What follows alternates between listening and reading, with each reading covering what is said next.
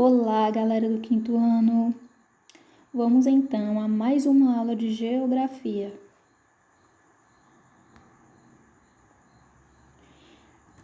Vamos dar continuidade aos estudos sobre a região Nordeste. O nosso foco de estudo hoje é sobre a vegetação da região Nordeste.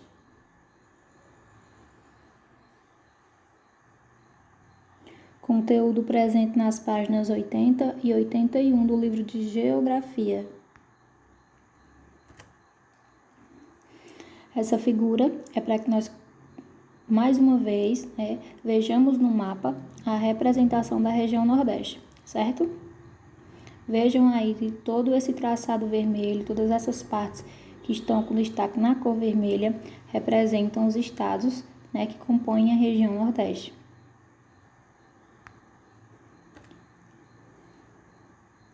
Então, quando nós falamos em vegetação especificamente da região Nordeste, antes de tudo, vamos só tentar relembrar o que exatamente seria uma vegetação. Vegetação é caracterizada como o conjunto de plantas de uma determinada região, Esse conceito é um conceito bem simples, Sabemos que existem muito mais características com relação a qualquer tipo de vegetação em qualquer parte do planeta. Porém, de uma forma bem simples, só para a gente centrar qual é o objeto do nosso estudo, Que seria esse conjunto de plantas de uma determinada região. Nesse caso, nós vamos tratar a vegetação, da região Nordeste. Então, a região Nordeste, pessoal, ela é caracterizada por ter uma grande variedade de tipos de vegetação. Por que isso acontece? Primeiro que a região Nordeste é uma das maiores regiões que o Brasil possui.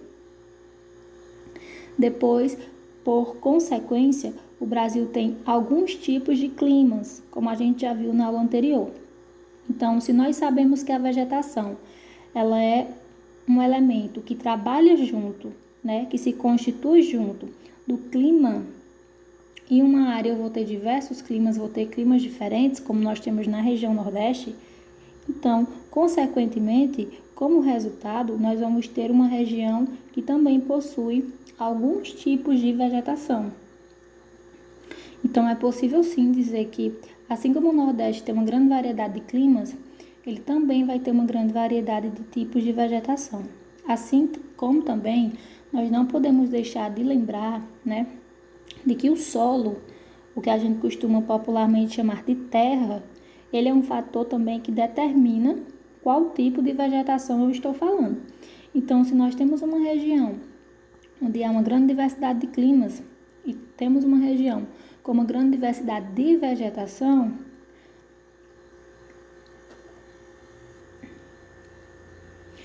é também consequência, da variedade dos tipos de solo. Certo? Então, como eu disse anteriormente, quando nós falamos em vegetação, nós temos que lembrar, temos que perceber que não há vegetação sem associação com o tipo de clima. Então, para a gente falar de cada um dos tipos de vegetação do Nordeste, nós vamos ter que nos remeter também aos tipos de clima, certo? Então, nas áreas onde o clima semiárido prevalece, vamos só tentar lembrar um pouquinho do que seria esse clima semiárido. Aquele clima com temperaturas mais elevadas, temperaturas mais quentes, são aquelas áreas onde tem pouca ocorrência de chuva, onde o vento ele é mais seco, certo? Por consequência, o solo, se não tem contato com a água, se não está havendo chuvas, vai ser um solo um pouco mais fraco, certo? Então, consequentemente, a vegetação ela vai ser resultado dessas características do clima. Então, nas áreas do Nordeste, onde o clima semiárido prevalece, nós vamos ter a vegetação que chamamos de caatinga, certo? Vegetação típica da região Nordeste é cartão postal da nossa região, certo? Então, ela é típica ela é encontrada principalmente nas áreas de sertão, né? Com uma ocorrência maior nos estados do Maranhão, do Piauí, do Ceará, que é o estado onde nós vivemos, certo? Que nós temos uma grande recorrência da vegetação de caatinga, Rio Grande do Norte, Paraíba, Pernambuco, Alagoas, mas também conseguimos perceber, né, essa vegetação em outros estados, certo? Quais são as principais características desse tipo de vegetação? Elas são árvores baixas, né? Não são aquelas árvores com porte tão alto, são árvores baixas, com galhos retorcidos, na sua maioria, né? Árvores com poucas folhas e vários tipos de cactos. Só para a gente fazer uma ressalva, pessoal. Eu sempre costumo dizer que a caatinga ela é uma vegetação esperta, altamente inteligente. Por quê? Se a vegetação percebe que o solo não é tão rico em nutrientes, se ela percebe que é uma área onde não tem muita ocorrência de chuvas, ela vai se preparar para aquele espaço. Por isso que a vegetação de caatinga são plantas que não são tão altas. São plantas um pouquinho mais baixas, com porte menor. Você não vê uma quantidade muito grande de plantas juntas em um só espaço. É uma afastada da outra, certo? Essa questão dos galhos retorcidos é uma característica muito forte. Elas perderem as folhas é uma característica muito forte e uma característica muito inteligente. Por quê? Quando essa planta perde as folhas, ela vai evitar a transpiração da sua água, porque a gente sabe que todas as plantas possuem água na sua composição, certo? Já que as plantas são seres vivos. Então, se estamos em áreas, se essa planta está numa área onde já não tem tanta ocorrência de chuva, né? Com predominância das secas, essa vegetação não pode perder a pouca água que ela tem. Então, a perca das folhas é uma estratégia da planta, para que assim ela não perca, através dos poros das folhas, a água que possui no seu caule e nas suas raízes. Então, essa vegetação perde as folhas nos períodos mais quentes, mais secos. Mas aí, quando ocorre a primeira chuva, a gente vê a vegetação da caatinga mudar completamente. Ela fica toda preenchida por folhas. Outra característica muito forte, né? Essa ocorrência, né, ou essa aparição dos cactos. O que seriam os cactos, né? Nós temos como exemplo a vegetação chamada mandacaru. Qual é a grande característica dos cactos, pessoal? É uma vegetação que possui o quê? Espinhos. Os espinhos, eles também são uma estratégia muito inteligente desse tipo de vegetação. Por quê? Para quem não sabe, os espinhos, eles guardam água. Então, todos os espinhos que o mandacaru tem, por exemplo, que qualquer uma dessas cactáceas, desses cactos possuam, é uma forma de estratégia para essa planta. Está guardando, está armazenando água para que essa planta suporte vários meses sem chuva, para que essa planta suporte períodos de secas mais fortes. Então, essa vegetação é altamente inteligente e ela é adaptada, né, para o tipo de clima mais quente, certo?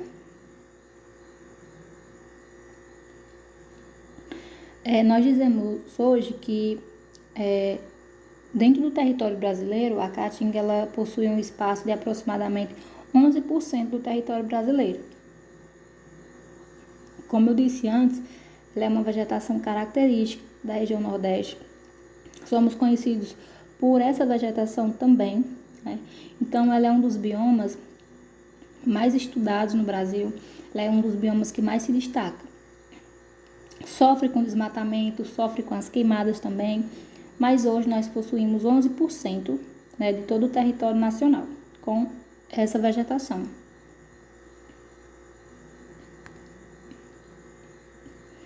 Essas imagens são só para a gente poder ver nas figuras, né, que é comentado anteriormente. Vejam aí nas duas figuras, a gente vê que os solos, eles são os solos mais clarinhos, né, que é uma ocorrência de solo com pouco nutriente. Vejam aí que a figura representa um momento onde o solo está extremamente quente. Vemos aí as vegetações um pouquinho mais altas, com perca de folhas, né? Vemos aí as cactáceas, que seriam essas plantas que chamamos de cactos, né? Vejam que uma planta não fica tão juntinha da outra, temos grandes espaços entre elas, certo?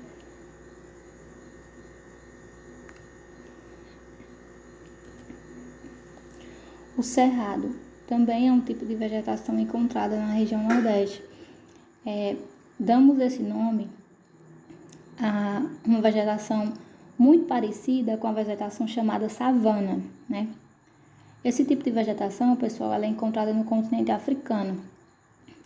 E pelo cerrado ser bastante parecido, né, dizemos que o cerrado brasileiro é conhecido como as savanas, né, as savanas brasileiras. E quais são as principais características? Essa vegetação, ela é bem parecida com a caatinga, certo? É caracterizado também por ter plantas de um porte menor, né, não tão altas, mas tem essa ocorrência de você encontrar, sim, plantas com menores, plantas maiores, onde você tem em algumas partes arbustos espaçosos, ou seja, você vai ter em algumas partes um acúmulo, plantas mais próximas, em outras partes você vai perceber uma distância entre uma e a outra. Porém, tem uma outra característica marcante do cerrado, que seriam as gramíneas, que é aquela vegetação mais rasteira que vai ficar entre essa vegetação maior. No Nordeste, só é possível ser encontrada com maior evidência, né, em uma maior quantidade, na parte sul do estado do Maranhão, né? Então, a parte sul do estado do Maranhão, pessoal, vejam aí nessa figura, não está muito nítida, mas é porque eu quis mostrar para vocês porque ela traz essa característica bem relevante. Essa partezinha roxa, na cor roxa, ela representa a parte sul do estado do Maranhão, certo? Nós podemos sim encontrar resquícios, pequenas partes da vegetação de cerrado em outras partes do Brasil, mas o local onde mais se encontra, né, na região Nordeste, o local onde mais se encontra é no sul do estado do Maranhão, certo?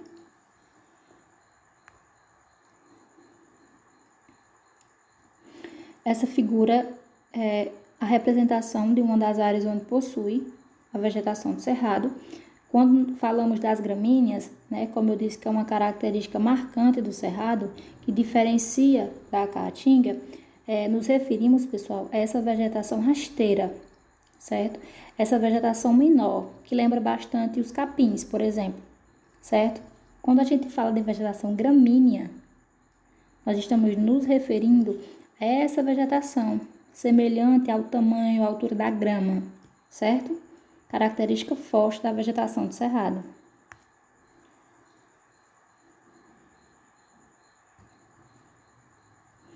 Temos também a vegetação litorânea, né, que seria a vegetação típica das regiões ou das áreas costeiras da região Nordeste. Lembrando, pessoal, que a vegetação litorânea, né, assim como o cerrado, não é uma vegetação típica apenas do Nordeste. Encontramos em outras partes do Brasil, certo? Mas nesse momento nós estamos nos referindo à região Nordeste. Então, quando a gente fala de vegetação litorânea ou das áreas costeiras, nós estamos nos referindo àquelas partes que estão mais próximas dos mares, né? Mais próximo das águas do oceano, certo? Nesse caso, né, nós nos referimos às águas do Oceano Atlântico, já que é aquele oceano que faz, né, tem aquela proximidade com o Brasil.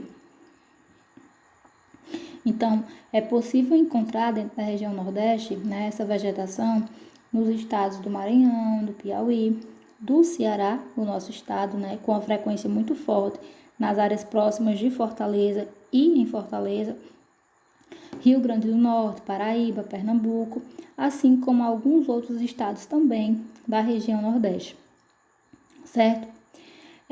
A vegetação própria dos ecossistemas aquáticos, ou seja, dos ecossistemas ou das áreas que estão próximas aos oceanos, como eu falei anteriormente, é uma característica muito forte que acontece.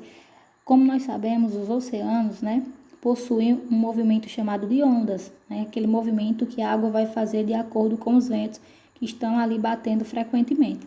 Então, quem já teve a oportunidade, né, de ir à praia, de, enquanto banhista, conhecer, trabalhar um pouquinho essa questão do turismo, sabe que as ondas elas fazem um movimento da sua porção até a parte que a gente chama de praia, né? Até aquela parte onde os banhistas ficam. Então a água vem, bate na areia e depois volta, de acordo com o tamanho da onda, de acordo com a velocidade das marés. Quando essa água vem, nós sabemos que é uma água que possui um grande teor de sal. E o sal, ele tem sim nutrientes que podem fortalecer o solo, né? E aí quando essa água vem, que bate na areia, não só os nutrientes que o sal possibilita, mas os nutrientes que essa água marinha tem, é deixado como resquício no solo. Então, a gente diz que o solo próximo a essas áreas litorâneas, né, próximo às áreas costeiras, tem uma característica muito forte com a presença das areias. Mas não são solos essencialmente pobres, não. Eles têm seus nutrientes e há uma relação muito forte com ou por meio, né, da água dos oceanos, certo?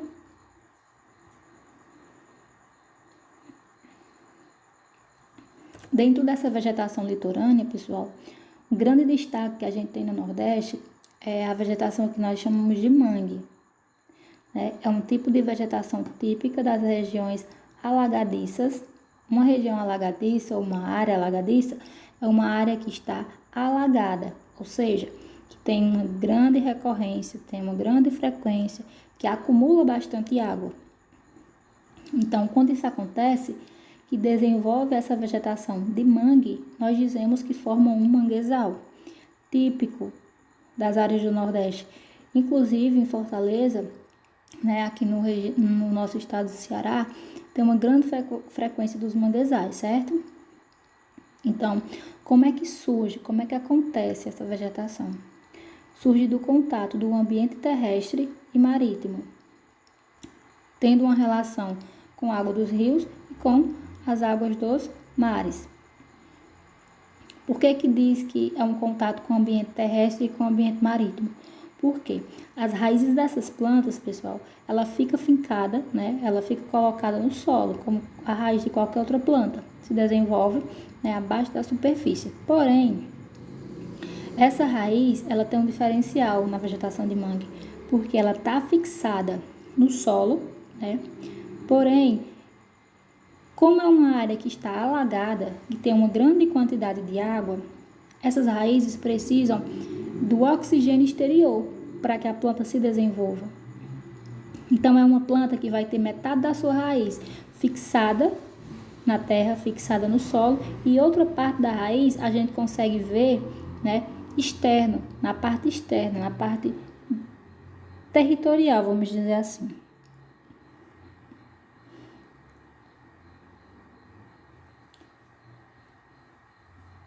Observem aí nessas figuras, pessoal, só para a gente compreender, né, do que eu falei anteriormente. Olhem como são as raízes dessa vegetação típica de mangue, o que nós chamamos de mangue, né? Vejam que as raízes, elas são colocadas para fora, né? Ela é fixada assim no solo, mas percebam como é o formato dessa raiz. Então, tanto ela vai pegar nutrientes do solo, quanto ela vai pegar nutrientes fornecidos pelo meio exterior. Vejam que na primeira figura não é perceptível, né, uma grande quantidade de água, mas esse solo ele está encharcado, tem uma quantidade de água. Já no segundo a gente vê uma grande quantidade de água. Lembrando, pessoal, que existem os mangues que são abastecidos ou que estão em grande contato com a água dos rios, ou os mangues que estão se desenvolvendo, né, a partir da água do mar.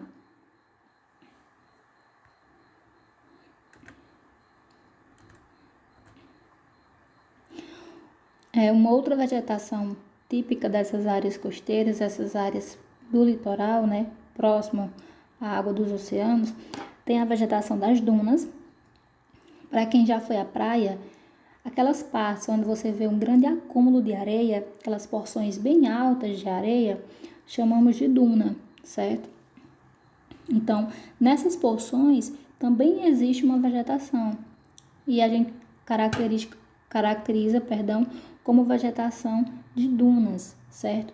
E por estar muito próximo dos oceanos, né, muito próximo da água do mar, dizemos que também faz parte da vegetação litorânea.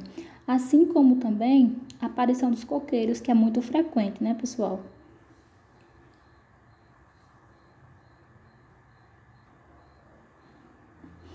Outra vegetação do Nordeste, pessoal, seria a mata dos cocais.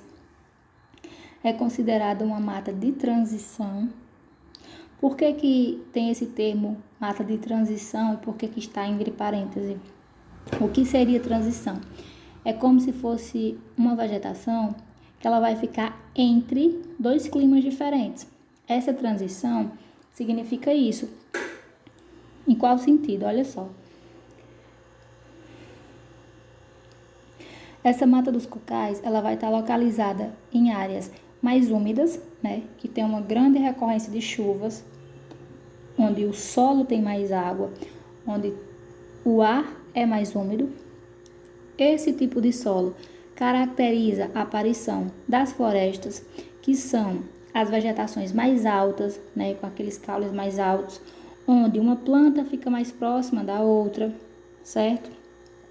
Assim como também pode ser encontrado e ter uma relação muito grande com o clima do semiárido, que já é um clima mais quente, que é um clima onde o solo não tem tanta recorrência, não tem tanta presença de água.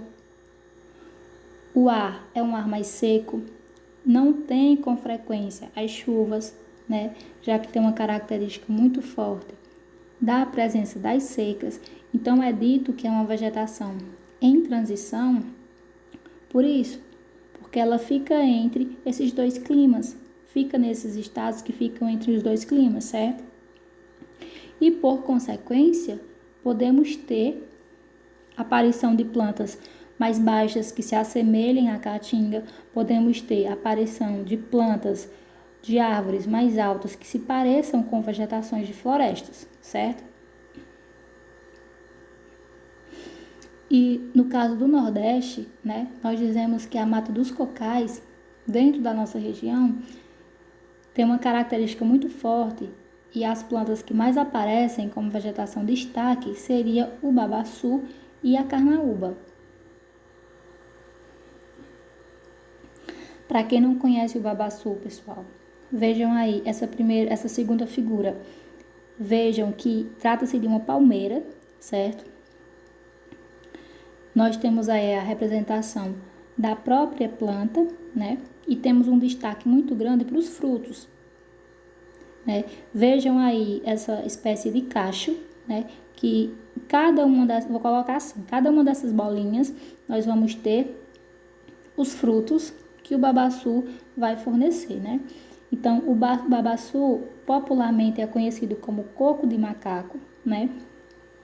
Especificamente aqui no Cariri, chamamos mesmo de babaçu, mas existem algumas áreas, algumas cidades mais próximas do litoral, onde as pessoas chamam de coco de macaco. Mas aqui eu cresci a minha vida inteira ouvindo o babaçu, né? E eu creio que vocês, se vocês conhecem, deve ser por esse nome, né? O babaçu. Vejam essa primeira figura. É quando já tá, você abre, né? Como se fosse o coco normal que a gente costuma comer, certo? Então você vai ter que abrir, né? É uma espécie de coco, só que sendo menor. Só que dentro vão ter vários cocos pequenininhos, certo? Inclusive, pessoal, aqui no Cariri, no município de Crato, né, que é um município aqui do lado, existe uma área na Chapada do Araripe, onde tem uma grande plantação de babaçu.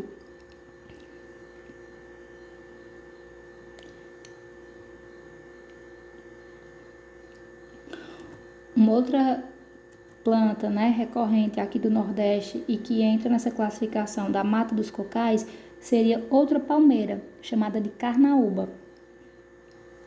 Ela tem uma presença maior nos estados do Maranhão, do Piauí, no nosso estado, né, o estado do Ceará e no Rio Grande do Norte. Ela é muito usada pela população pelas questões econômicas, certo? Para extrair dela a cera, né?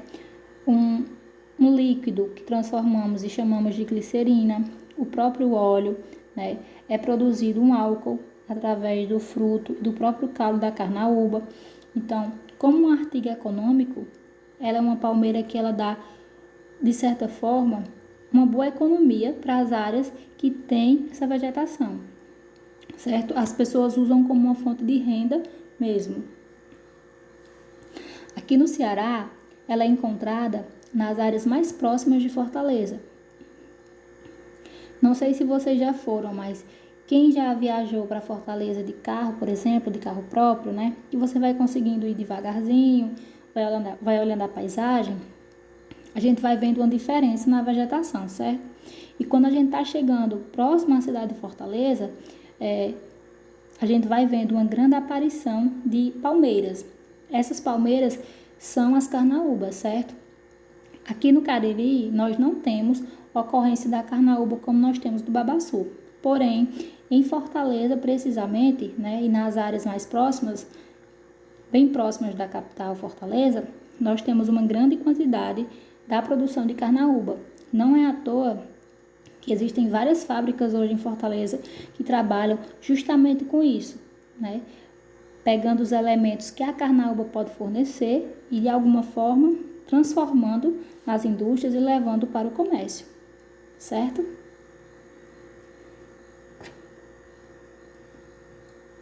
Essa seria uma imagem, né, da carnaúba, enquanto uma palmeira, certo? Lembrando que é uma vegetação típica do Nordeste e que nós temos sim a aparição dela no nosso estado, do Ceará. Porém, aqui no Cariri nós não temos com grande frequência, pelo menos não é típica do Cariri.